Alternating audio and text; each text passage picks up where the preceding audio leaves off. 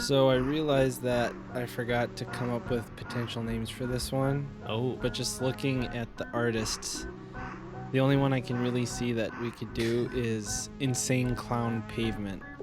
Insane Clown. Yeah. Because if I want to stick to like the Insane formula. Mangum Clown. It rolls right I guess off the G. tongue. Insane Mangum Mod is an astronaut clown. Oh well, I'll figure it out. Yeah. All right, let's get started. Hello and welcome to Shuffle, episode 12. Please make sure to listen to the 5 songs that will be discussed in this week's episode. Links to Spotify and YouTube playlists can be found in this episode's description. Sitting with us yet again is the perpetual special guest, Dominic Matthew. Hello, welcome to the podcast. This is D and the J. Working on my radio voice. How's that? For a second, I thought that we were sitting in a radio station doing a morning show. Hey, Jarid. Hey. Did you hear the new track? I needed like a soundboard with Yeah. Sound effects. Oh my god. Yeah. Man, that could revolutionize. Actually, so we could be the first podcast to ever use sound effects. but Jared. we're not. There's this comedian, Moshe Kasherway. I can't remember his co-host's name. They have a podcast where they try to like come across as those two fucking idiot guys, and they got a soundboard and everything, and like it's funny for the first 2 minutes, and then you realize that they have like 60 episodes and they're each an hour long, and it's like, oh boy, they're gonna tear. Yeah. Oh my god. Yeah, they're gonna tear through that like 50 sound effects pretty fast. Yeah. No, definitely. That's why I make my own sound effects. They're all really good. Dominic meant the originals. Oh yeah, like this one. Call it a pin drop. I like that? A pen drop. Yeah, pin drop. Ooh. Sorry, there we No. go. They're pretty technically complicated. It's here. all good. Now, I don't know if I should reveal to the audience that you just dropped a pencil, but you called it a pin drop. I know. Shit. I'll cut that out. Actually, no, that's good. They'll be like, wow, that sounded so much like a pin, but in fact, it was a pencil. Oh, it was all about your skill in dropping it that made it sound like a pin drop. Exactly. That's how you make the big bucks. All right. That's where we're going to get all of our advertising money from.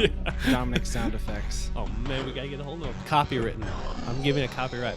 I'm patenting them. No one else can drop a pencil on one table and call it a pen drop. Did you hear about the big shitstorm with those YouTube guys, the Fine Brothers, that just happened this week? No. So there are these two guys who are famous for reaction videos, like elderly people react to Antichrist, some ridiculous thing. They were trying to trademark the word react, so no one else on YouTube could use the word react in a title for a video. Wow. And the internet hive mind just hate fucked them so hard that after 2 days of announcing this, they made this big announcement that we're not going to do that. Like, wow. I think they lost like the majority of their subscribers. Yeah. And, they make a living off of that, so they kind of screwed the pooch. Yeah. God damn. They probably would have made a lot of money though, like if they had won, just suing people that use that by mistake. Definitely. But yeah, the internet was like, nah, Fine Brothers. That's Martin Shkreli business, however the hell you say his name. Actually, speaking of Shkreli, there's a new segment that I want to introduce later on called the Martin Shkreli Saga. Jesus. Just because of how much he pops up in music news, I figure he should have his own segment. Oh yeah. But before we get to that, I am sad/happy/excited/scared to announce that it has been 0 episodes since our last ICP incident because we had an ICP incident. It's a new start. We can start over. Next episode, it's a new leaf. It's a new beginning. So, segueing into ICP News Corner. Now, this bit of news was brought to us by my friend and our loyal listener, Sophie Buchheit. Ooh. She's Austrian. Hi, Sophie. I know you're listening. Hey, Sophie. Thanks for calling in. That's your prize for giving us this new segment is Dominic will say your name in a shithead radio voice. Hey, Sophie. So, after last week when we heard about the bit of news about Pearl Jam donating money to Flint, Michigan, Sophie sent me this satirical article. So this is not real news, but this article titled "Insane Clown Posse Sends 10,000 Bottles of Faygo to Flint, Michigan." Nice. This is by Rick Hamath of The Hard Times. It's a satirical news website. I was planning on linking to it, which I still will, but I feel this necessitates me reading it. It's not too long. Joining other high-profile donors like Jimmy Fallon, Pearl Jam, and Cher, Detroit-based hip-hop duo Insane Clown Posse announced today that they will donate 10,000 bottles of Faygo, a popular regional soft drink particularly beloved by juggalos, to the residents of Flint, Michigan. The generous donation follows a week of national attention on city and state leaders due to the unhealthy conditions and crumbling infrastructure of the city's public water supply. Flint, once a hub for commercial automobile production, has seen steady decay in part from the collapse of the American auto industry, continued mismanagement of city services by government, and what analysts have labeled as a massive deficit of mad motherfucking wicked clown love. Jesus. In Flint, water bills average about $140 a month, and we just can't fuck with that, rapper Shaky 2 Dope said during a highly publicized announcement. Paying that much for water that isn't safe to drink? Nah, son. It's whack. In the wake of the Flint water crisis, most criticism has been aimed towards Governor Rick Snyder, accused by many of corruption, negligence, and not being down with the clown. Yo, Snyder's fucked, so we just want to give everyone something a little psychopathic in their lives, continued Violent J, Insane Clown Posse co-founder. That's why we're hoping all y'all hatchet-swinging juggalos and juggalettes in Flint switch over to this dope-ass Faygo until the crisis is over, and encourage your loved ones to do the same. Whoop whoop. The group's label, Psychopathic Records, confirmed that over 8 different flavors would be made available to the residents of Flint, including Cotton Candy, Moon Miss Blue, and even Diet Rockin' Rye. Melinda Parker, a resident of Flint for over 25 years, had mixed feelings about the generous donation. I think it's really nice that they did this, but our children have already consumed enough poison, and I don't think some generic soda drink is going to make our lives any better, Parker said, loading a 24-pack of sparkling cherry Faygo into her kitchen. We've been through enough already. I really don't want to have to shower with this stuff. That's it. Jesus Christ. Carrying forward that long tradition of social justice that ICP is known for. That's good. Yes. Thank you, Sophie. Yeah. So now on to the Martin Shkreli saga. Skrillex. That's a good one. Shkreli-ix. So, I don't know, have you been keeping up with his goings and... I saw the video of him flanked by Mystery Men. Got it. Okay, so let's rewind. The last thing we heard is he was about to drop a mixtape potentially, which there hasn't been any word on. Today he tweeted that he's going to be on a news broadcast talking about his up-and-coming mixtape, so it's still in the works, but he did not drop it when he said he might drop it.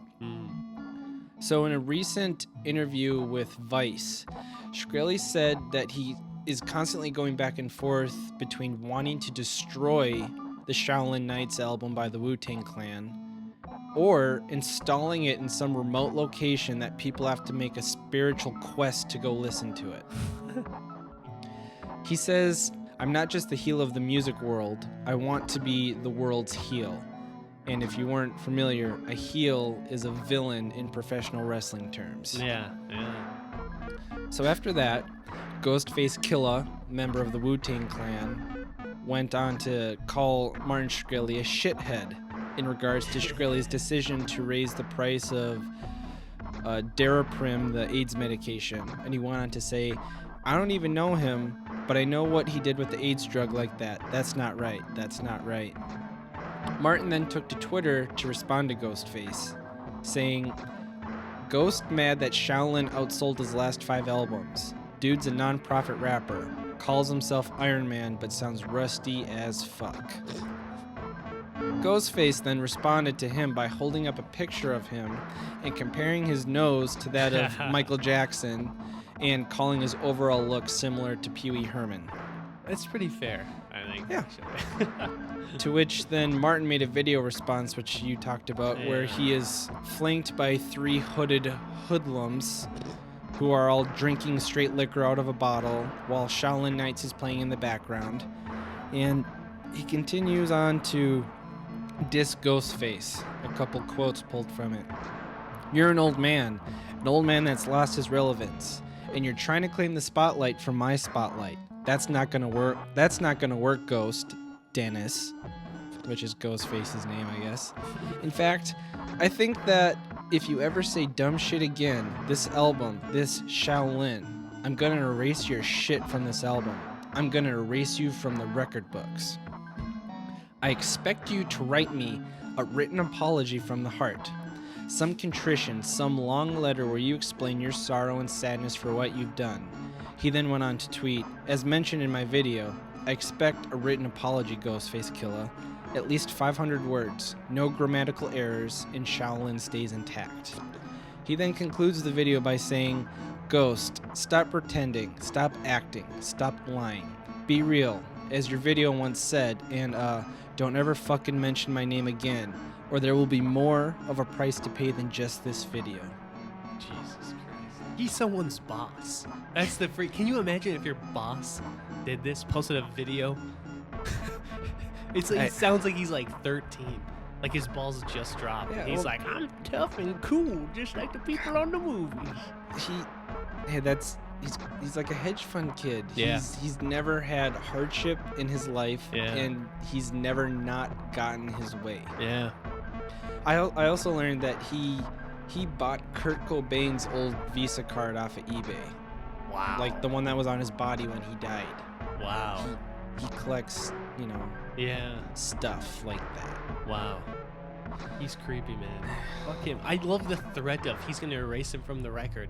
He's going to erase the audio that no one's ever even heard. It's fundamentally gone anyways. It's no record. We'll never even know if he does it or not. It's so stupid. No, we won't. Not at all. It's so stupid. God.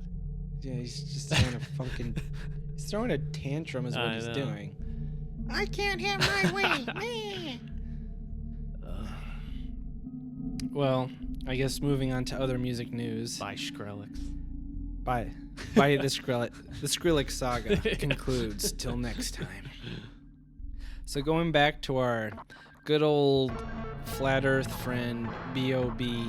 Oh shit. So last we spoke, he had dropped his track called Flatline, dissing Neil deGrasse Tyson and talking about conspiracy theories. The day after that dropped, Neil deGrasse Tyson and his nephew, a rapper who goes by the name of Tyson, dropped a respond track to B.O.B. I did not called Flat to Fact. I guess it's a parody of a Drake song. I don't know what song it is, but like the title and the rhythm and the melody, it's kind of like a Weird Al thing where he reappropriated a Drake song. And there's clips of Tyson talking about it and his nephew rapping over it. And then Neil then went on to go appear on Larry Wilmore's The Nightly Show, which is kind of like a daily show that's on Comedy Central now. So the show starts and Larry initiates a portion of the show which he's dubbed the Science Emergency Defense Program.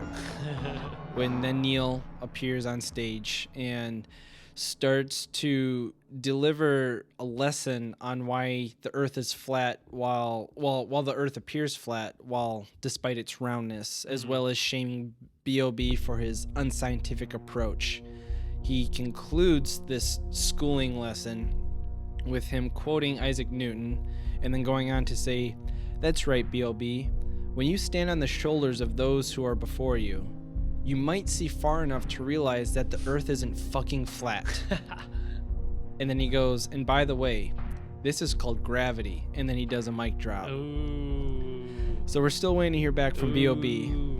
But, damn. Yeah. That guy's good. He's good. Neil knows what he's doing. Jesus. So did you hear that the RIAA announced that streaming will count towards platinum and gold certifications for albums now? Nice. No, I did Yeah. not. Wow. So rather than pure physical album sales, streaming, whether it be Spotify or Apple or even like Vimeo, YouTube clips, count. It's not like one view equals one album sale though. 15,000 streams equals one album sale. But after initiating this and announcing it, 17 artists have already all of a sudden been awarded with gold and platinum records based off of last year's streaming, amongst them being Kendrick Lamar for To Pimp a Butterfly, Big Sean's Dark Sky Paradise, Coldplay's Ghost Stories, and The Weeknd's Beauty Behind Madness went double platinum. Wow. Yeah. So it's kind of cool. Yeah. About damn time. So, did you hear anything about some beef going on between Kanye West and Wiz Khalifa? I did. I read a little bit about this. Yeah. I'm not even going to delve into it. Spin actually did this really cool thing where they just posted the entirety back and forth conversation between Wiz and Kanye without any commentary. So it's just the tweets with nothing else being said. Nothing but the intellectual dialogue. Yes. I will post that link. You are more than welcome to go through and read it. I'm not going to hash into all of that. But it's too complicated for us to get into here. It's very deep. But the one small part I do want to talk about was near the end of this back and forth feud. Amber Rose, Kanye, and Wiz's exes, actually, they both dated her, joined in on the conversation. Because Kanye started dissing Wiz in reference to Amber Rose. Amber Rose all of a sudden started tweeting at both of them saying, "Aw, at Kanye West, are you mad that I'm not around to play in your asshole anymore? Hashtag fingers in the booty ass bitch." And then she did a little finger emoji. And then Kanye started deleting some of his tweets that he had sent out before.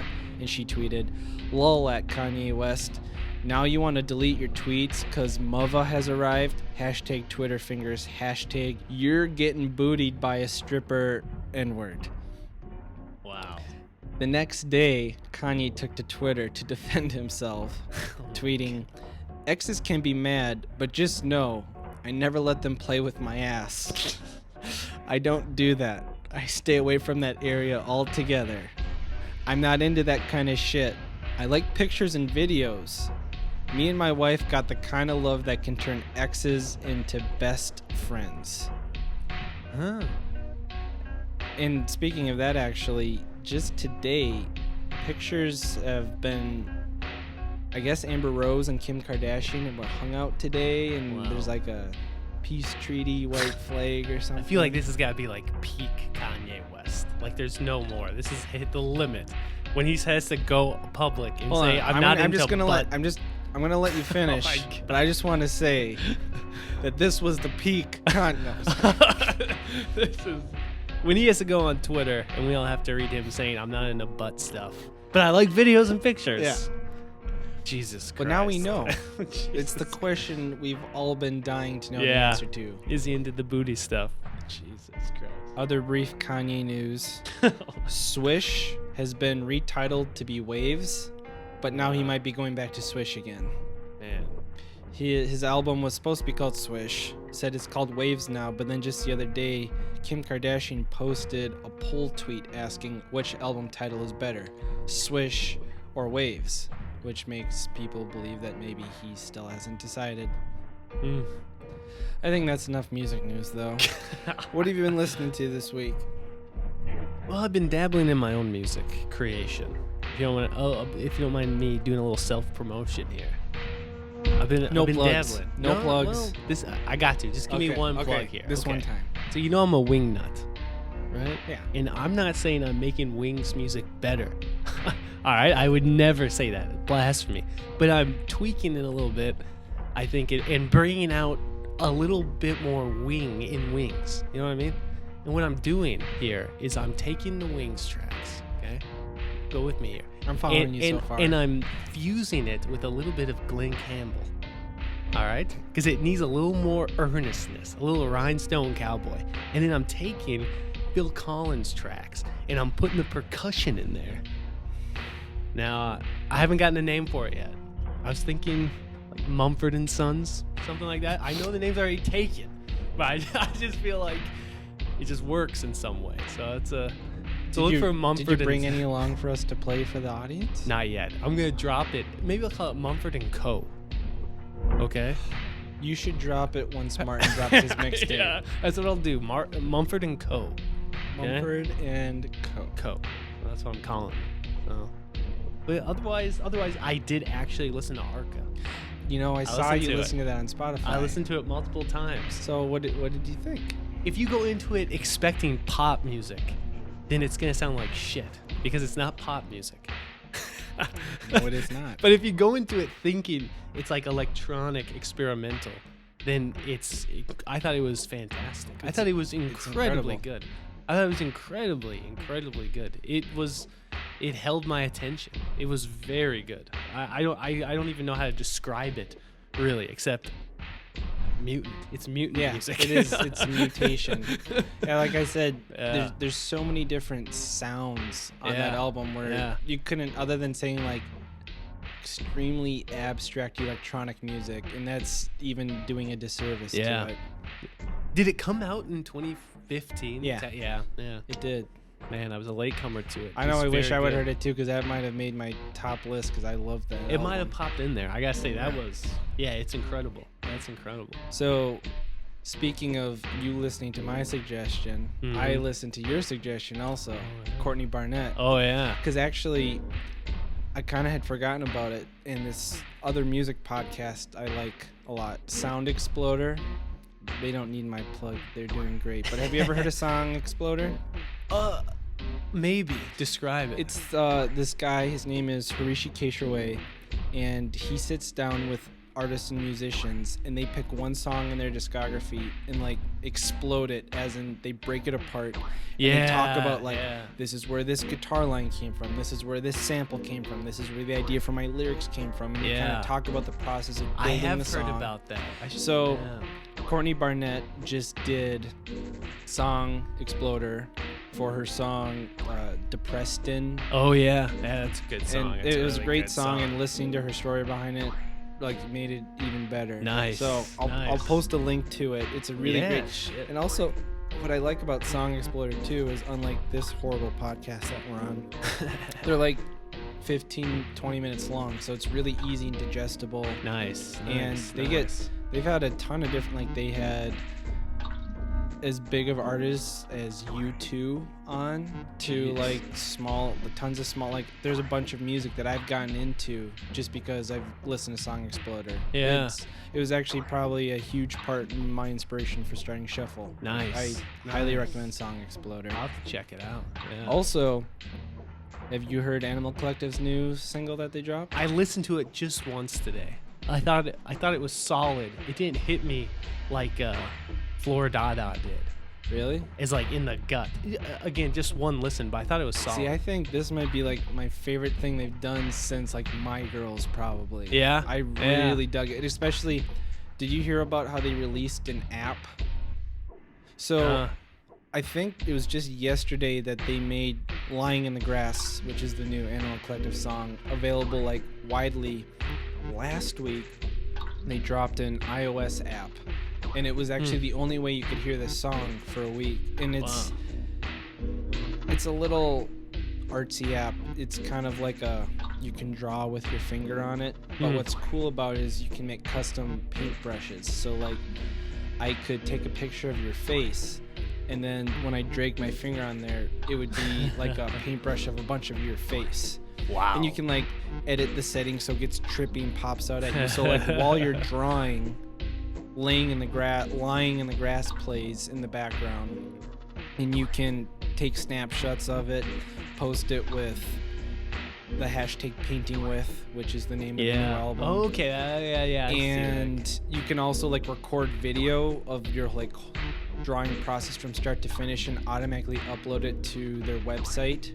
And what's also cool about the app is if you buy the vinyl version of Painting With, it will come with this dust slip mat that you can put on top of the vinyl while it spins. And the app will take control of the LED in your phone, and it'll strobe the LED in such a certain pattern that if you hold it over the mat spinning on the vinyl, pictures will appear on it because of the strobe light effect. Yeah. So it's kind of neat. It was fun to play around with for like multimedia, man. 10 minutes. Yeah. Yeah. No, fun. that's cool. And it accompanies the song. Yeah. That's clever. That's very clever. Now I'll have to listen to the song again. I just listened to it once really quick before I came to the podcast. Like, oh shit, I should actually listen to it. Yeah. I mean, it's Restrained. It sounded more kind of restrained electronic. It was minimal. Yeah. Like, the predominant instrument was Avery and Panda's voices. Like, it's percussion. Their voices are pretty much an instrument in the song. And then there's, as Animal Collective does, weird organic synth sounds in the background, but they really don't add anything to the melody. The melody comes from the vocal performance, and they do this really cool thing where they kind of, I don't know how to It was say kind of this. like weird, like syncopated. Yeah, syncopation. That's what I'm trying to say. Quickly like, switching between. they're them. each like singing lines in such a way where like the brief gap between when their words, the other one fills in. So it's like which I really dug. Yeah, it was like very like vocal acrobats. And yeah. It was. I'll have to check it out again. Yeah. Yeah. Well, I guess with that, we can move on to the moment that everyone's been waiting for. Into the Clownhole. I feel like I need a shower after that. Clownhole. Welcome to the Clownhole. It's D&J in the Clownhole. Yeah. Can that be my new special nickname? Yeah. My special guest, Dominic DJ Clownhole. DJ Clownhole? Yeah, I like that. Yeah. Okay. From going forward, the perpetual special guest, Dominic DJ Clownhole. I like that. But when you spell it, at the end of hole, you should put a parenthesis S. You know what I mean? So you read it, and it looks like clown holes, but you say it, that's a silent. Yeah. Clownhole. And the J stands for Juggalo in parentheses. Yeah, there you go. Yeah. DJ is Dominic Juggalo. Yeah, Dom Juggalo Clownhole. Dom Jug. Just All right. call me Dommy Juggs. Dommy Jug and the Clownholes. Oh, there's the name for your new Wings project. Yeah, that's it. Dommy J and the Jugholes. Jesus Christ. Okay, so our first song is The Dead One by Insane Clown Posse off the 1994 album Ringmaster. So, Insane Clown Posse, an American hip-hop duo from Detroit, Michigan. The group is composed of Joseph Bruce and Joseph Utzler, so two Josephs, who perform under the respective personas of Wicked Clowns, Violent J, and Shaggy 2 Dope. ICP performs a style of hardcore hip-hop known as horrorcore. Horrorcore is a subgenre of hip-hop music based on horror-themed and often darkly transgressive lyrical content and imagery. So they were originally known as JJ Boys. They then went on to be called the Inner City Posse, but then the group shortly after introduced the supernatural and horror-themed lyrics as a means of distinguishing themselves stylistically from the other hip-hop groups. The duo also founded the independent record label Psychopathic Records and have produced and starred in 2 feature films, Big Money Hustlers and Big Money Rustlers, which we could have a whole podcast talking about those 2 movies. They also have formed their own professional wrestling federation. What? The Juggalo Championship Wrestling. Wow. And it's still going strong today. Wow. Yeah, they've appeared on WCW and WWF a couple times. Didn't like how regulated it was. So, and there's actually 2 video games based off of the wrestling federation. Sting, remember Sting? The Sting was wrestler? my favorite wrestler. He was mine too. Was he like secret, like ICP? Face Because that makeup. face paint, man. Maybe. Could be. Yeah, shit. We're on to something here. Yeah, there's 2 games. Backyard Wrestling, Don't Try This at Home, and Backyard Wrestling 2, There Goes the Neighborhood. Ugh, the groan factor. Sting's in Ugh. both of them. No, he's not. Yeah. Well, actually, I don't know. Maybe he is. Undercover, man. So, the group has a dedicated following called Juggalos, numbering in the tens of thousands. It's a movement, baby.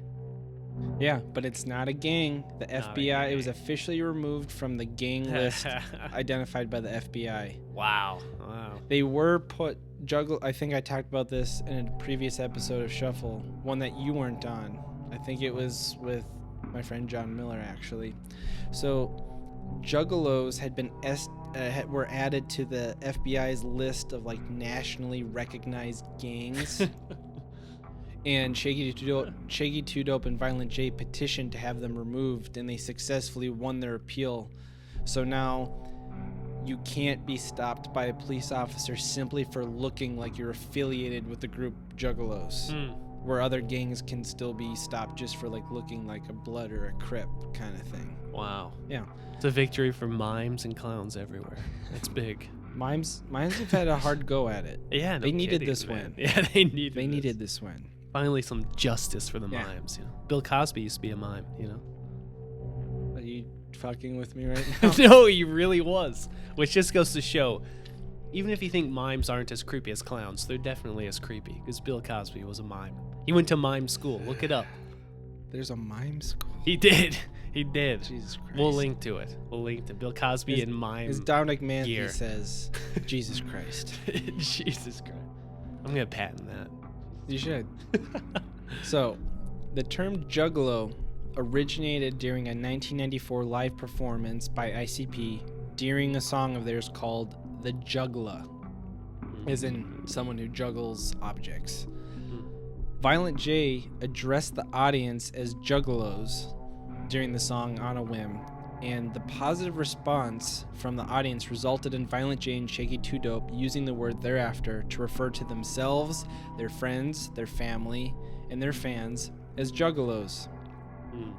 According to Shaggy 2 Dope, juggalos come from all walks of life, from poverty, from rich, from all religions, all colors. It doesn't matter if you're born with a silver spoon in your mouth or a crack rock in your mouth. Is that a quote? That is a, sorry, I should have said quote unquote. That is Wow. a direct quote from Shaggy 2 That's Dope. beautiful. You mean I could be one too? You could, man. Wow.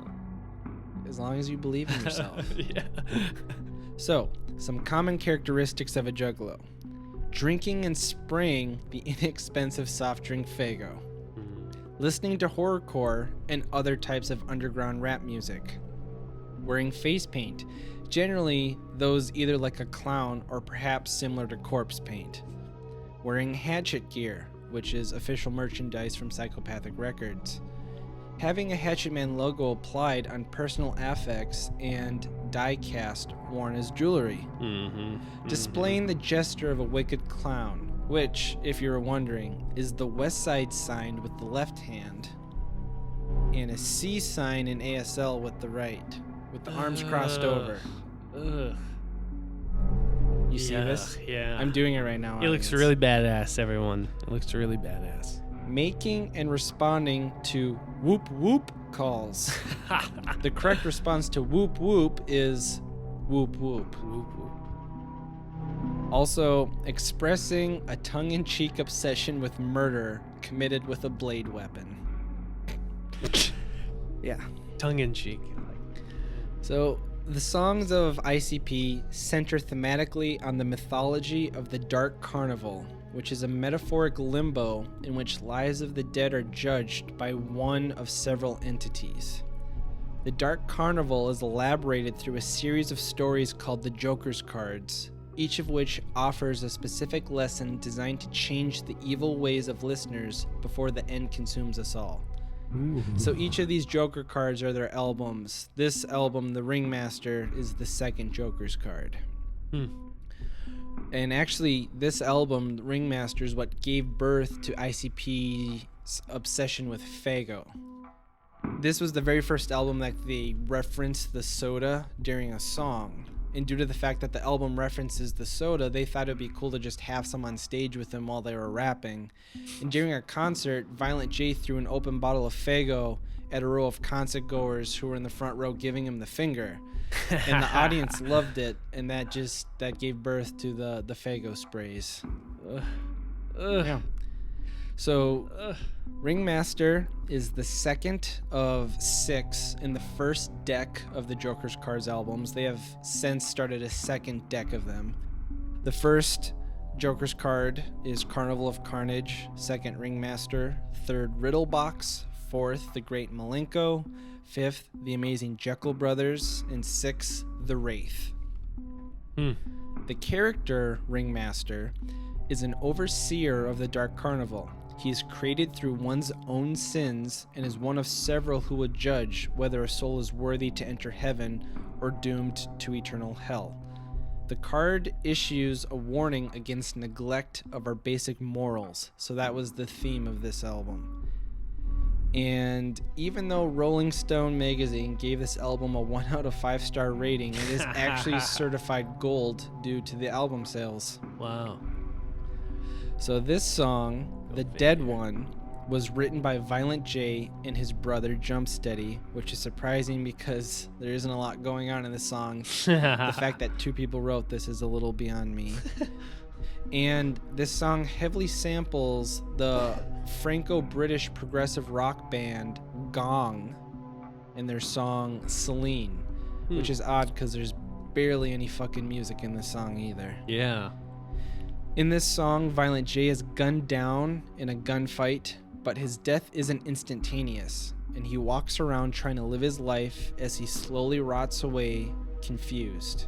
He doesn't want to admit that he's dead, and his denial is so strong that it allows him to survive, and it ends with Shaggy 2 Dope yelling, "You're dead, bitch, ha ha ha ha ha." So, what did you think of The Dead One?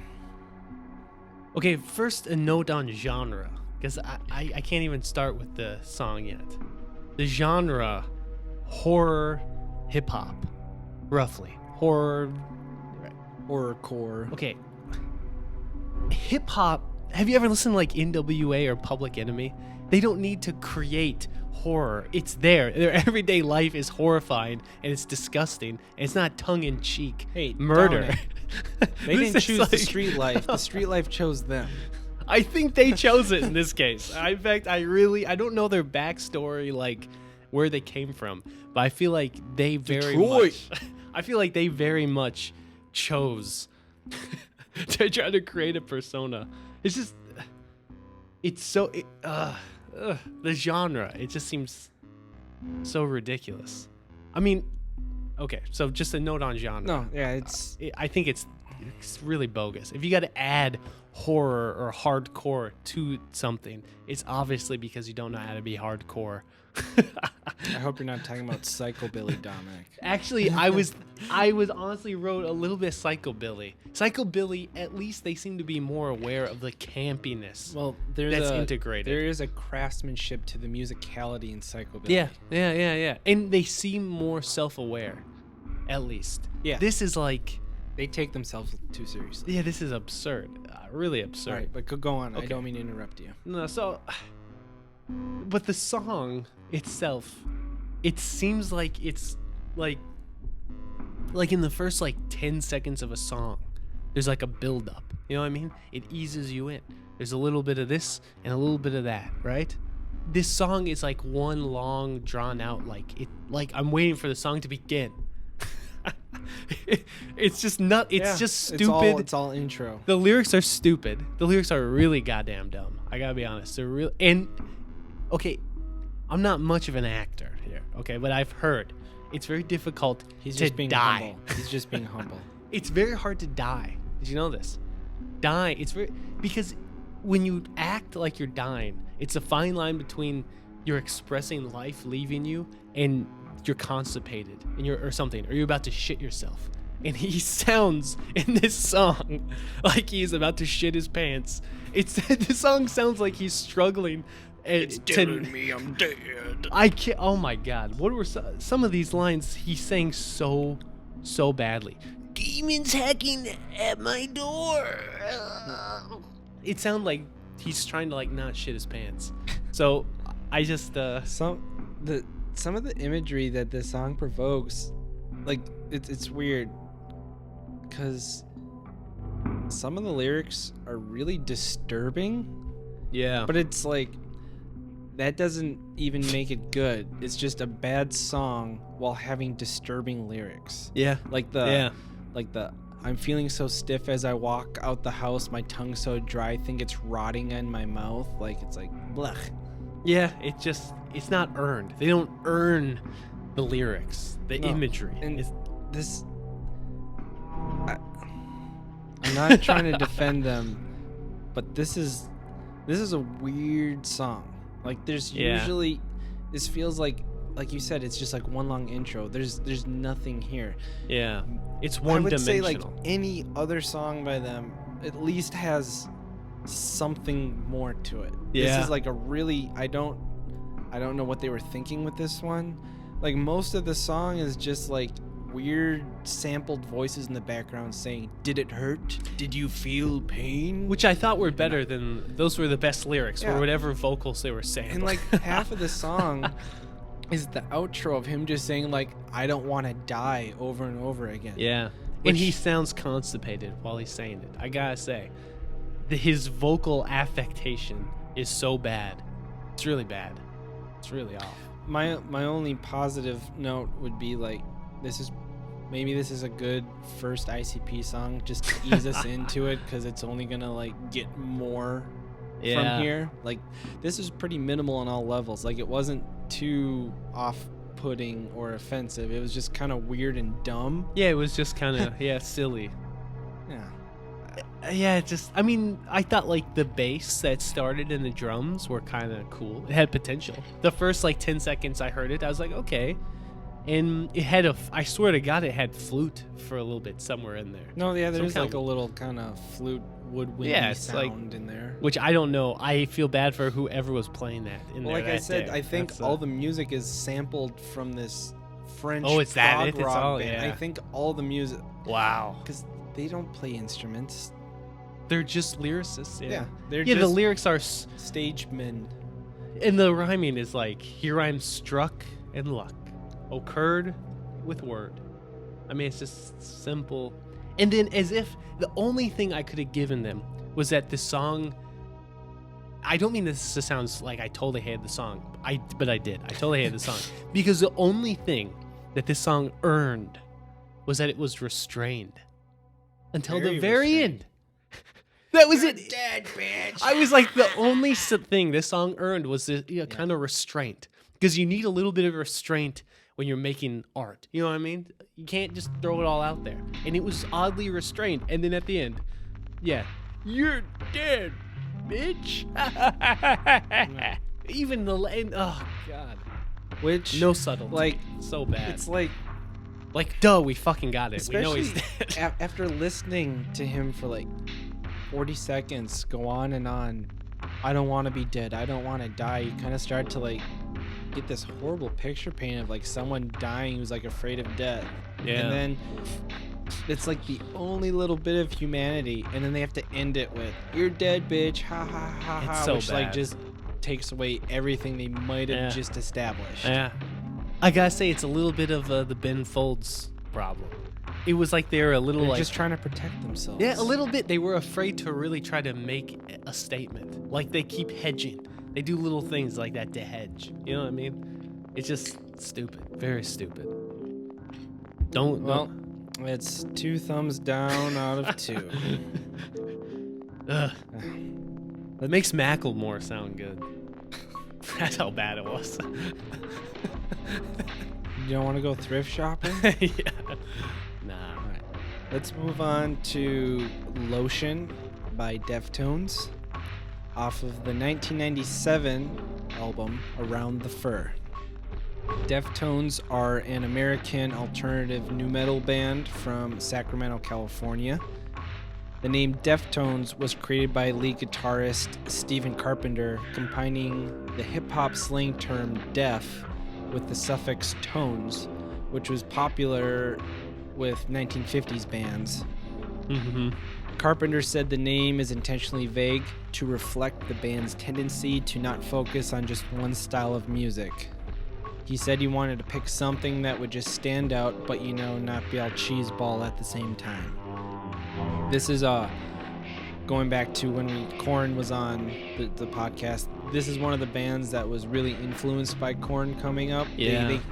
Korn kind of took them under their wing, but then they kind of went on to define their own sound and didn't get stuck just copying Korn's sound. Yeah. They were both huge during the nu metal boom, but after this album, they kind of started to distance themselves from the traditional nu metal noise. They kind of went into like a more shoegazy alternative metal kind of sound. Yeah. Some people actually have dubbed them the Radiohead of metal just because of how different every one of their albums sounds. This album, Around the Fur, became their first RIA certified album, becoming certified gold in June of 1999, and eventually going on to achieve platinum status in 2011. This album kicked off the Deftones shift away from the nu metal sound, kind of starting to go towards that new wave shoegaze inspired metal that I was talking about. And I found out Pitchfork actually gave this album a 7.8. But you need to keep in mind, this was the old Pitchfork. Yeah. I had to look this up on an archival site. Pitchfork didn't used to be like the hipster moral compass that we know of them today. They used to just be like a shitty music review site that reviewed everything. Yeah. But the guy that reviewed it actually loved this album. So what did you think of Lotion? I honestly thought it was a good song. I thought it was like, again, when I listened to Korn like 4 or 5 episodes ago, I was like almost nostalgic for nu metal. And here again, I was like, this is kind of has like the germ of like what nu metal could have been. Yeah. And I don't know exactly what the lyrics were about. I assume it was purposefully ambiguous, but I couldn't help but listening to them now, they seem kind of almost ironic. Like maybe it's talking about, probably not, but maybe it seems to be yelling at people that are like killing a genre or who have invaded one's kind of musical repertoire. Actually, and you like hate it. You nailed, like, you got the hammer on the nail. Like, yeah. That's not the fucking saying. I nailed the hammer on the head. I nailed the I don't hammer. even know what to say. Anyway, you got exact. So from. You okay? Holy shit, I'm right. From every person I read, like, I went on like diehard Deftones forums where people talking about the song. Everyone says this song is basically him calling out like phonies in the genre. It's him talking about basically fuck all you guys and you fakers and all of that in music industry sellouts. There were a couple weird theories out there, as there always is. I'll share them. So I guess at one point in time, Chino, the lead singer of Deftones, said that this whole album, Around the Fur, is about kind of his distaste for vain and fake women. So some people think this song is about him like dissing fake women. I don't think that's the case. Yeah. And one person believes that since the song is called Lotion, it's about someone ruining the meaning of sex by masturbating too much. I will be honest, when I saw the name Lotion, I assumed it was about masturbation, Yeah. but I can't find any lyrical support for that. No, I'm pretty sure it's about the music industry and other bands. So sorry, I cut you off. You can keep going. No. Yeah, but to say. that's good to hear. I mean, that's in that way the song almost seemed like historically significant because it seemed like it had really good kind of genre blending nu metal of like screaming type lyrics and then very clear vocals mixed in with that. Almost kind of sounded like Incubus's lead singer, I thought. Yeah. Which maybe... No, Incubus, especially early Incubus, they were definitely kind of, at least on the fringes of nu metal with some of their music. Like, they definitely toured with bands like this, so that's not far-fetched to say. Okay, yeah, right on. And yeah, I mean, the drums especially, kind of like hollow sounding drums. I don't know how else to say it. That sounded just like what I remember of Korn. Yeah. Those kind of, which, I just like. I like the kind of mixing of the metal palette. It's not all hard distorted. Some of it's kind of clear and all. So I like the music. It's like a new form of metal. Yeah, exactly. It's like, let's call it new metal. But with an umlaut. Yeah, make it badass. But in that way, it made this seem historically significant because it was kind of performing a kind of potential nu metal while lyrically acknowledging that the genre had been like invaded by parasites. Yeah. So I thought, this song belongs in a museum. You know what I mean? Like Indiana Jones style. Yeah, definitely. Yeah, no, I like it.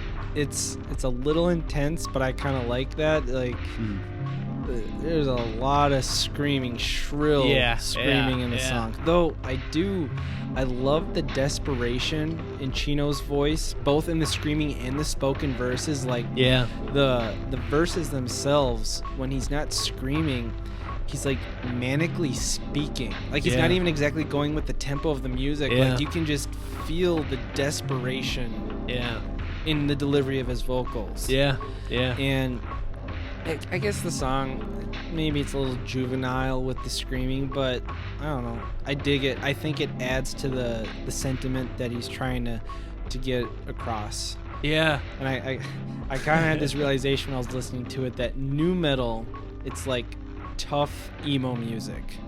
It's a bunch of grown-ass men singing and screaming about their feelings. But they could also probably beat the shit out of you. Whereas the emo guys, I wouldn't be too worried about them. Also, they probably did a lot of meth. That's for some reason in my head, like, all nu metal guys are just constantly doing meth and then screaming just a bunch. mething it up. No, I think that's a very good way to describe it. That's a good kind of analogy to draw. Yeah. Because it has this sort of it's not right to just say it almost has more like a sort of the bass is turned down for like the treble, almost in tone and in style at times, and it kind of has a more kind of emotional core, but it still is surrounded by the kind of bare skeleton of metal. And this is also something that I've realized, like, especially listening to like early 90s screaming, that was like, I feel like a shortcut. Like, if you crank the treble on the voice, it sounds like they're screaming a lot more than they actually might be. Like, there's a way to make the scream sound more shrill and intense. To just crank the shit out of that treble, and then you kind of get that like kind of sound to it. No, that makes sense. No, I think the only line I could not quite understand is that it's classical anyway. I feel like my only guess is that he heard some phony hiding behind that genre. Like, if we want to know what this song is about, somewhere someone was interviewed, I feel like, and was like, oh, it's all classical music anyway. Because it's the only thing I can think of is someone hiding behind some genre that they don't even know about. Either that, or it's like they're just referring to like these people that he's calling out of kind of ruining or faking the genre, or hiding behind like tropes that the genre is established. Like, oh, it's classical nu metal. This is what we all do, man. Yeah. There you go. Yeah, maybe that's it. Something like that. Yeah. No, I like the song. I really did. So did I. Yeah. And any other thoughts or? No, it belongs in a museum. Okay. It's historically. It might not be like a total artistic masterpiece, but it's historically significant. Okay. I'll write the Smithsonian right away. I already did. I sent him an audio clip. Hey, Smithsonian. Hey, Smithsonian. It's Juggy D. It's DJ Juggs and the Clownhole. Can I tell you about Lotion? Hey. Let me tell you about Lotion, Smithsonian. I'm on the FBI list now. It's a risk you take when you. Hey, you didn't choose the shuffle life. Yeah. The shuffle life chose you. Sheesh. All right. Whoop, whoop, whoop. Let's move on to Fame Throwa by Pavement off the 1992 album Slanted and Enchanted. Pavement are an American indie rock band from Stockton, California. They are often described as one of the most influential bands to emerge from the American underground in the 90s. Some prominent music critics, such as Robert Christgau and Stephen Thomas Erlewine, went so far as to call them the best band of the 1990s. Wow. Pavement formed in 1989 as a studio project of guitarist Stephen Malkmus and Scott Kenberry. Their debut EPs were extremely lo-fi releases, and the band avoided press and live performances while still attracting considerable underground attention. Their debut album, which is this one, Slanted Enchanted, was released commercially in 1992 after copies of it had been circulated on cassette tape for nearly a year. So they were like really they were underground as fuck. Yeah. At the time, Pavement sound was considered to be highly influenced by the English post-punk band The Fall. Marky Smith, lead singer of The Fall, has claimed that Pavement were a rip-off of his band and that they didn't have an original idea in their heads. The title Slanted and Enchanted is taken from the title of a cartoon by the frontman of the band Silver Jews. He made some comic with Slanted and Enchanted on it. And actually, this is my favorite part. The cover art of this album was appropriated from an existing album by Fernet and Triker, their album Keyboard Keepers. So they literally took the album art of this old 1940s pianists album, and they just wrote Pavement Slanted and Enchanted Pavement over the top of it. I'll post a picture of both theirs and the original, but it's pretty great. They just literally in scratchy letters wrote Pavement Slanted and Enchanted over just this cheesy red album with a keyboard and these two guys smiling faces on it.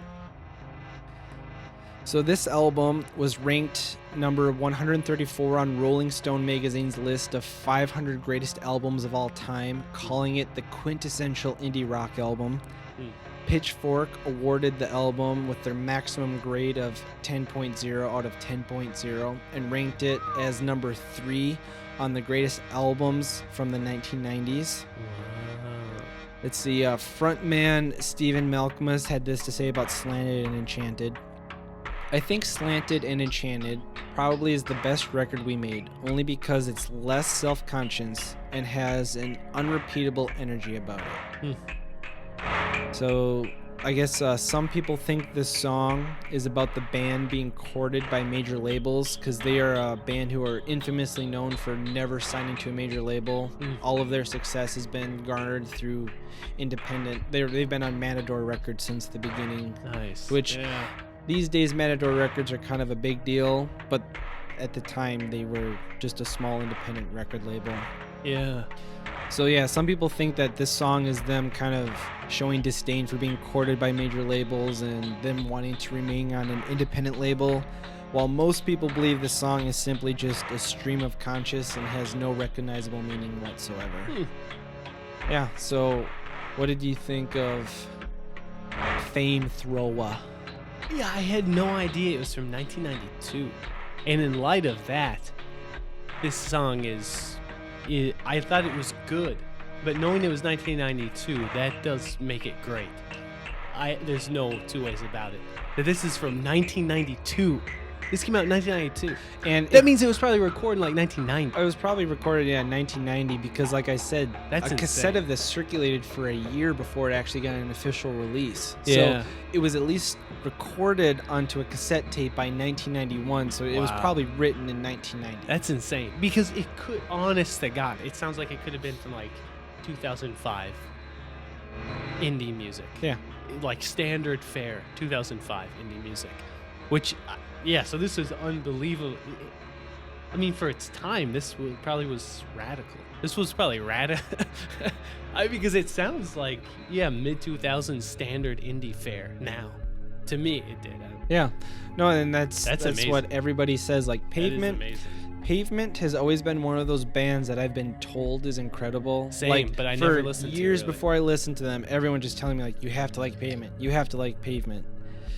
And, like, they're a band you have to enjoy if you want to consider yourself to be a person who has good taste in music. Yeah. Which is probably why I never really listened to them. Well, and honestly, for having them in my library, I think this is the first time I've ever consciously listened to a Pavement song. Yeah, same. I've heard them occasionally, but never. Simply based off listening to this song, I don't think I'd listen to more. Yeah. I don't know. I was not a fan of this. Like, I feel like I had way too much expectation built up. Like, I was like going into this expecting, like, oh, this is gonna be better than Neutral Milk Hotel. Like, this is it. Yeah. And, like, I'm not saying I'll never listen to Pavement again, and I know I'm like committing heresy right now, but no, it's good. I was not impressed by this song. The vocal delivery kind of reminded me of the Hold Steady a bit. Yeah. Though I should probably say maybe the Hold Steady sounds like this, because I'm sure this influenced the Hold Steady rather than because they started it all. Yeah. And I don't know.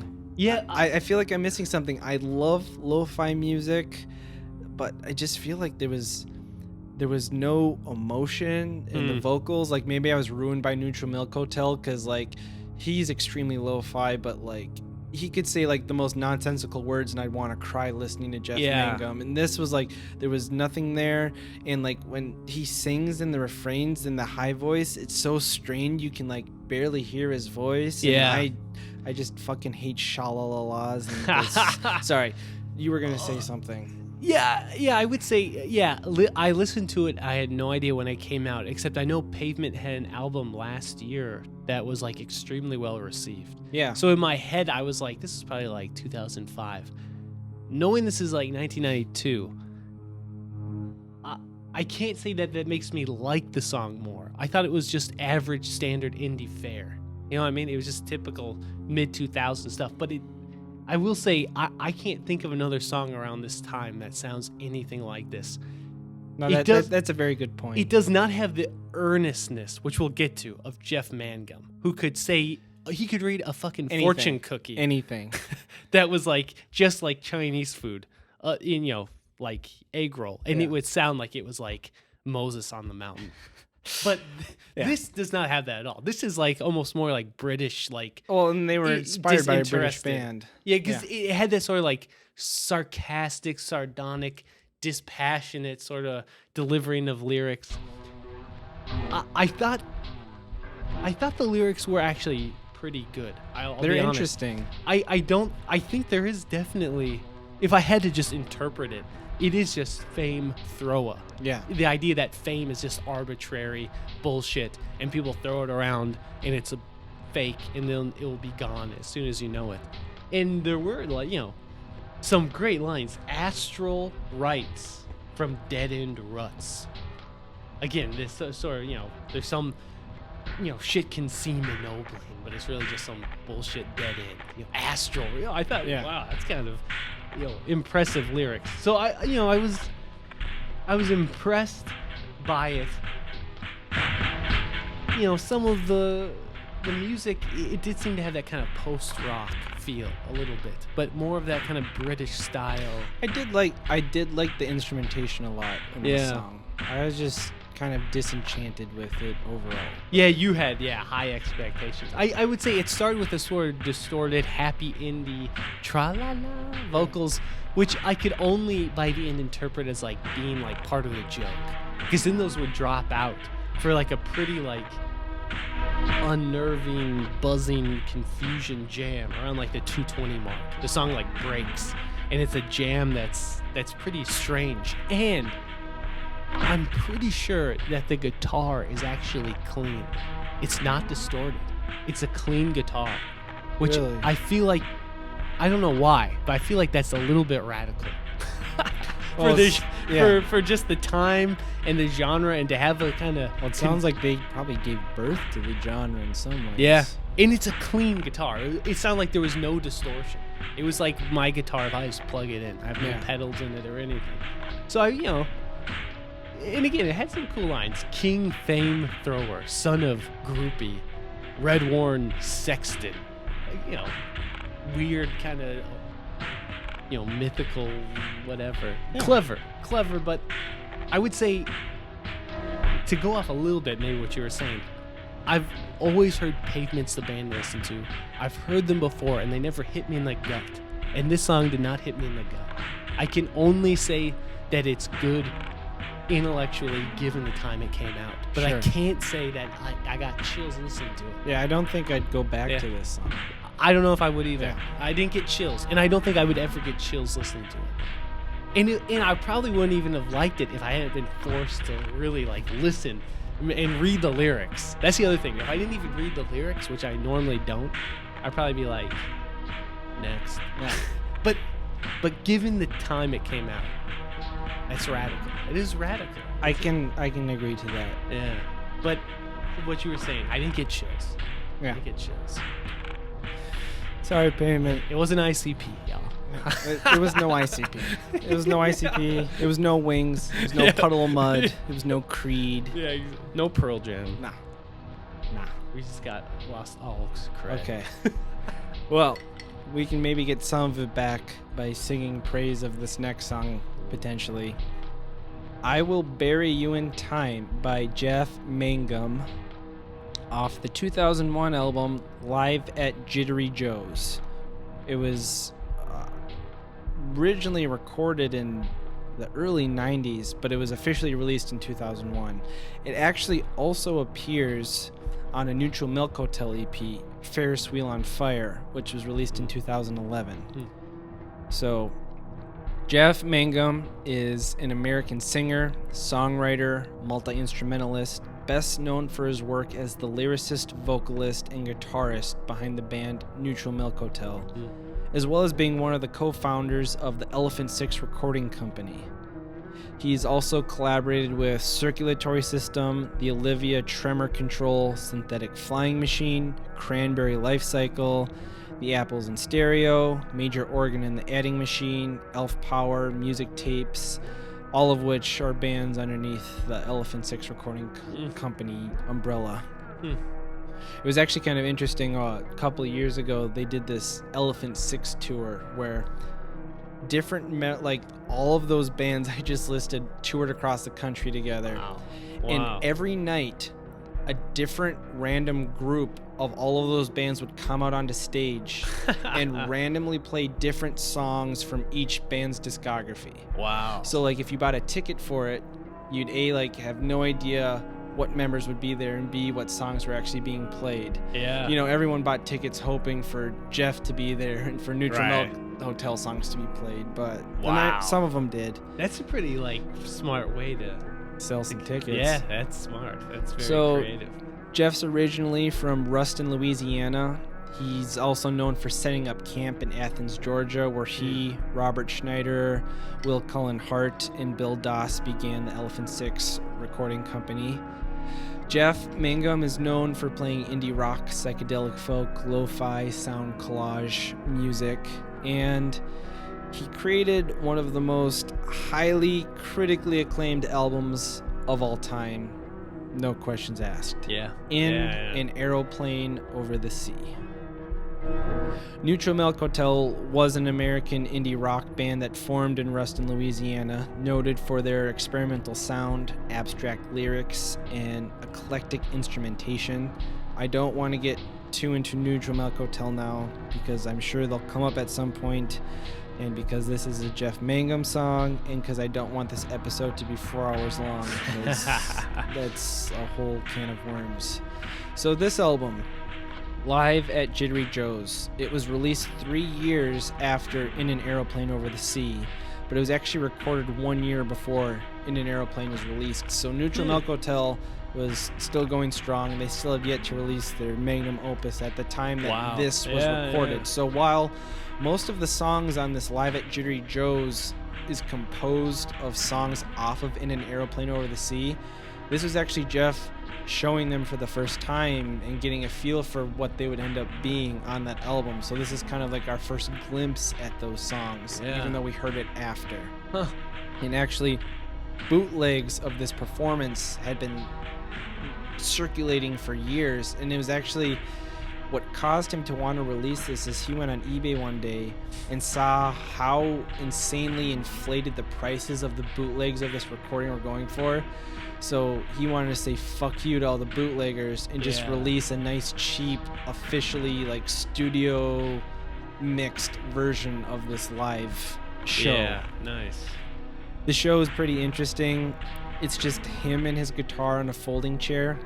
He went into it with no intention of a set list. Like most of the songs that appeared on this album were just requests from the audience. Because actually at the end of this recording you hear he's like, I don't know what to play next, and a bunch of people yell shit at him. Yeah. So some other little interesting things about Jeff. He recorded and released an album of Bulgarian folk music called Orange Twin Fields Works Volume 1. And he actually creates sound collage music via like field recordings under the name of Karina Pang. He has one piece that he premiered on a radio show that he did called To Animate the Body with the Cocoon of Her Unconscious Christ, the mother removes her death body of 1910 only to be reborn in the same spirit as a school of blowfish believing in the coming of the milk Christ. Though this was not credited to him, he claimed this was an artist named The Long Warm Wall of Alfred Snouts. Wow. Yeah. After the release of In an Aeroplane Over the Sea and in the extensive year of touring that followed it, the immense success of the album caused Jeff to have a nervous breakdown. He disbanded Neutral Milk Hotel, and he wouldn't be heard from again until 2001. So this would have been 1997 or 1998 that he had the breakdown. So then we went like 4 years without anyone hearing from him, and then he released this Live at Jerry Joe's album and made a few brief public appearances and kind of slowly came back into the music world. So what did you think of I Will Bury You in Time? Yeah, I mean, I'm a sucker for the singer-songwriter, Bob Dylan, that sort of thing. So I mean, the whole point of the genre is the lyrics, fundamentally.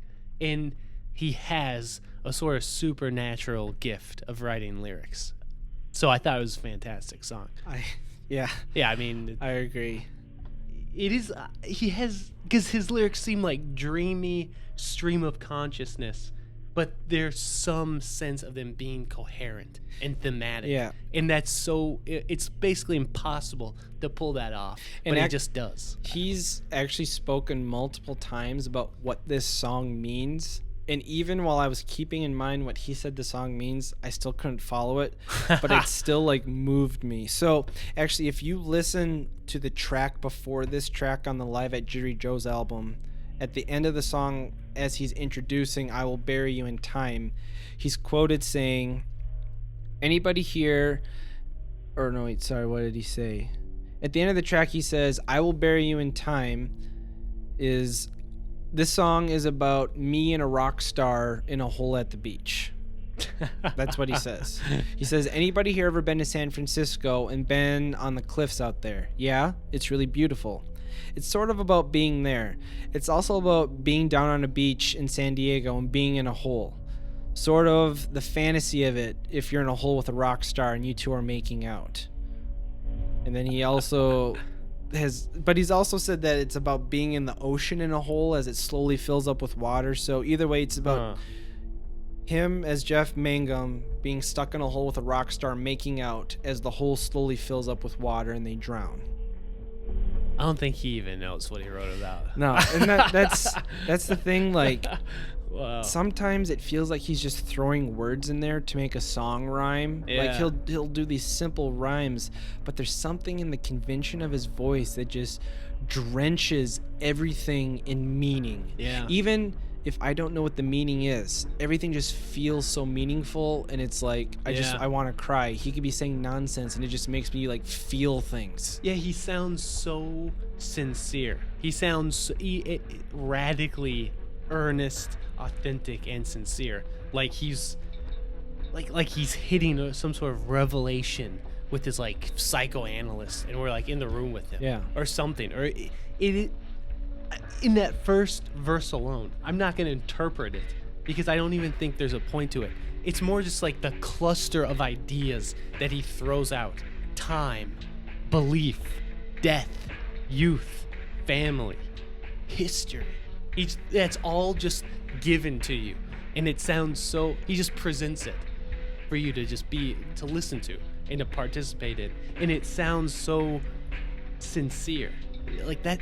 It's just so sincere. Yeah, it's this sort of like genius that like it just kind of exceeds him. I don't think he knows how he does it, but his lyrics just create a kind of space. I don't know. I know. Yeah, it's some of the other lines I loved were like, everything you are, I'm tearing through. Yeah. Everything you want, I'm wanting to. I give you more than I thought I could ever do, but I will never break you down.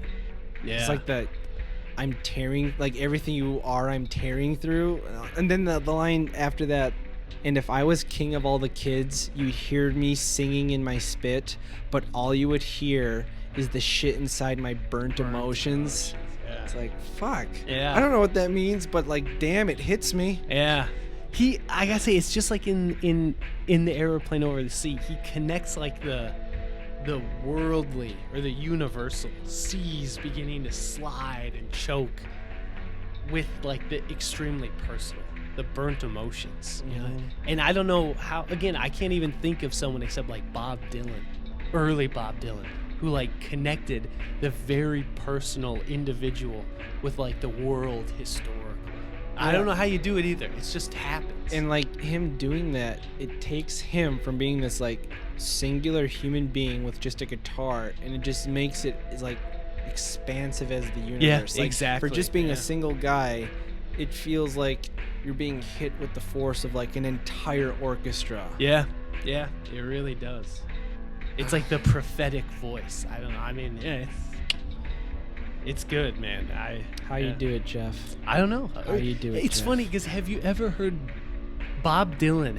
There's Martin Scorsese made a documentary about Bob Dylan in like 2006, and it's old Bob Dylan reflecting on his early life when his lyrics were, to me, similar to this. They were these like revelatory, very personal and like world historical, and like he just felt like you were getting hit with like truth.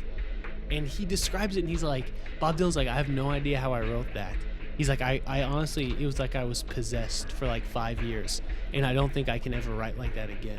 Yeah. I could tell when it left. It was just gone. Yeah, and actually, Jeff said something very similar to that. Like Yeah. after his like 4 years of silence, he did this like exclusive interview with Pitchfork, and when asked if he'd ever make another Neutral Milk Hotel song, and he's like, or album again, he said, no, I can't. You know, sometimes these like universal windows to truth just open, and they close as quickly as they open. He's like, I will never be in that time and place again, and it will never happen again, and I don't even want to try, because it was just like this unexplainable muse struck him. Yeah, genius, man. It just comes and it goes. But yeah, for like a 3-year period or something, he was like possessed with something. Yeah. And like I can't even recognize that this isn't like the greatest song that he's ever done, but I still just fucking love this song. Yeah. Like it's really not. There's way better songs that he's made. Yeah, and this is just still a great song. Yeah. I guess you can't gush over him forever though. He's good. I mean, I'm a sucker for the singer-songwriter. Yeah. If you can nail it, and he nailed it. And I'm not a sucker for singer-songwriter, and I still say that he nailed it. Yeah. I love this man. Yeah. Okay. Let's move on to the last song on our playlist, Beyond the Dying Light by God is an Astronaut off the 2007 album Far From Refuge. And let me make a note. If it not been for this song, this would have been like an all 90s playlist. Yeah, no. Yeah. So, God is an Astronaut. They are an Irish post-rock band from the Glen of the Downs, County Wicklow, Ireland. And they are associated with post-rock, electronica, ambient, and space rock music. Their name is a quote taken from the cult classic movie Nightbreed, which I never heard of before. Nightbreed. It is a 1990 American dark fantasy horror film about an unstable mental patient who is falsely led to believe by his doctor that he is a serial killer. Eventually tracked down by the police, his doctor and his girlfriend, he finds refuge in an abandoned cemetery called Midian, among a tribe of monsters and outcasts known as the Nightbreed, where they hide from humanity. Nightbreed was a commercial and critical failure at the time of its release, though it has achieved cult status today. The quote that their band name is taken from is when he first finds monsters in the cemetery and they capture him and he's freaking out, and one of the monsters turns to him and says, "Everything's true. God is an astronaut. Oz is over the rainbow. Midian is where the monsters live, and you came to die." So that's where they got their name. Their first album, The End of the Beginning, was actually intended to be a farewell to the music industry. After never receiving much success in Ireland, the album was just supposed to be a studio project, or like a one-time thing. But it actually was like got huge in Russia and like the Eastern Europe, and they got multiple invites to go on like an international tour. So like even though no one listens to them in Ireland, like in Europe and New York and Russia, they love these guys. So it actually forced them to like, yeah, we'll try it, and they've gone on to like make 7 or 8 albums since then. Damn. They're big in Japan, as Tom Waits would say. That's true. There you go, man. For their first few albums, the band would compile videos for every single song and project them onto themselves as they played them live, which is a very post-rock thing to do. It's classic post-rock. So I had a lot of feelings about this song, and then I found this guy on SputnikMusic.com whose username is The Count, that put it so much more elegantly than I ever could. So I'm just going to read what he said. Yeah. For the genre that appears to separate itself from the norm, post-rock has developed quite a set of cliches that make the most prominent and derivative examples of the genre instantly recognizable. Makes the genre instantly recognizable. Here you will find all the qualities, both good and bad. So while it is never edgy or groundbreaking, it is frequently engaging and often beautiful. The sounds are sparse, expansive, like an isolated look at a Nordic landscape. Something that's not quite sad, but at the same time fills you with a sense of wistful longing. Unfortunately, the delivery occasionally drifts into the realm of kitsch, especially considered that many of these harmonic ideas can be seen in more popular groups like Sigur Rós and Explosions in the Sky, causing moments of this album to feel sappy and artificial. The songs are tightly arranged, well performed, and emotionally evocative, but extremely derivative and occasionally sappy. I wholeheartedly 100% agree with everything the Count said. Yeah, that was extremely... I gotta say, I wrote like Explosions in the Sky. Yeah. And that it's open, it's expansive, but it's so not anywhere close to experimental or dissonant or dangerous, or as he says, risky. Yeah. Yeah, he was spot on. I gotta say, he was spot on. That was very, very, very spot on. I love post-rock music. I should love everything about this track, but it feels like plastic and fake. Honestly, I saw God is an Astronaut, and I was like, is this Christian rock? And I, honest to God, could have been convinced that it was a Christian rock some band. lyrics over the top of it. Yeah. It could have been a Christian rock band because it was so not... It didn't even get like an inch close to like dissonant, experimental, edgy. It had that kind of like, harmonic major chord, kind of uplifting, a little, sad, but ultimately safe. Yeah. Music. Honestly, it felt like if you handed a bunch of robots a diagram on how to make post-rock music, and it's like, they successfully hit every mark they were supposed to, but that's it. They just hit every mark. Like, there's no soul. Check, there's no soul. Check. Like, it's an enjoyable listen, but it comes across as a shell of like what it potentially could have been. It is way too well produced. It's way too clean. It's like they're trying to force emotions into it. Yeah. It's too clean. It's too nice. It's too black and white. Yeah. No, I agree completely. It's just, you could have told me it was Christian rock and I would have believed you. Yeah. So it's just very safe. And like, especially very like safe. if you listen to the whole album too, they're all like these like nice little tight 4-minute long things. Like there's no cookie cutter. There's no cookie cutter stuff. There's no fucking around. There's no feeling. There's no like 20-minute track. Like I think this song is almost historically significant because it can show how one genre went from genre mixing to just sounding like the most like cookie cutter genre. Yeah. Just like you said, it sounds like robots were programmed all the genre points to hit, and they hit it, and it just sounds like a robot made this music. Yeah. No, that's it. Oh, your wife just texted me. Oh. She said, "Where's the Cos? His phone is dead." Yeah, it died. I can tell her we're still recording. Say almost done. Is this gonna go on the air? Almost done, sweetie? I could.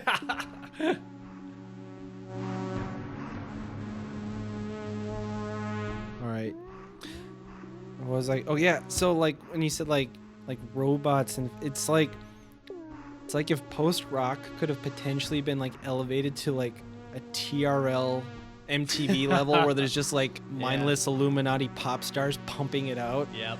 That's what this kind of sounded like. Yeah, exactly. Yeah.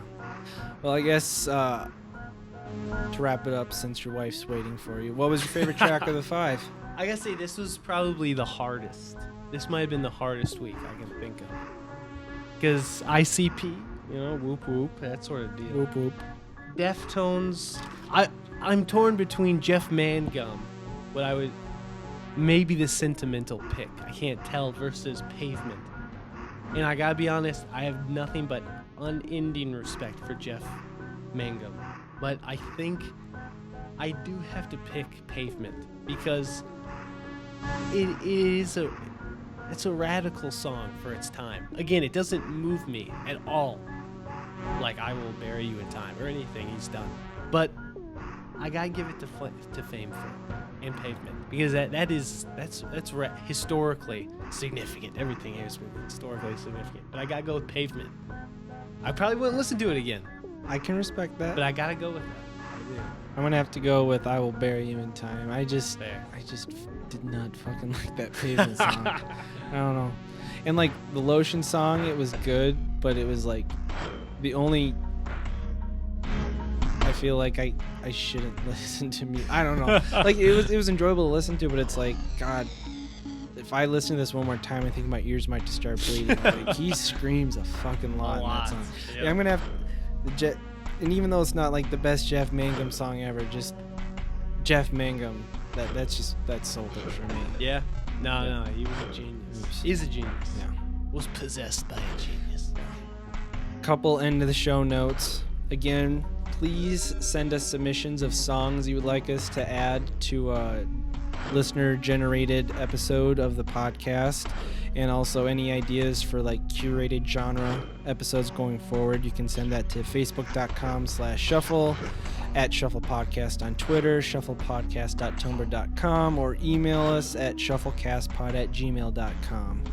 Also, please listen to the Gave Came podcast, which my friend John Miller does, and I'm on it. And if you're not that into video games, but you want to hear me talk about music, this last episode we just did, episode 16, is actually our favorite video game soundtracks episodes, so I talk about video game music a lot in it. The Game Cave Podcast. Game right there. And then check it out. You can find them at soundcloud.com/thegamecavepodcast. So now I'll just tell you what next week's tracks are, and that'll be it.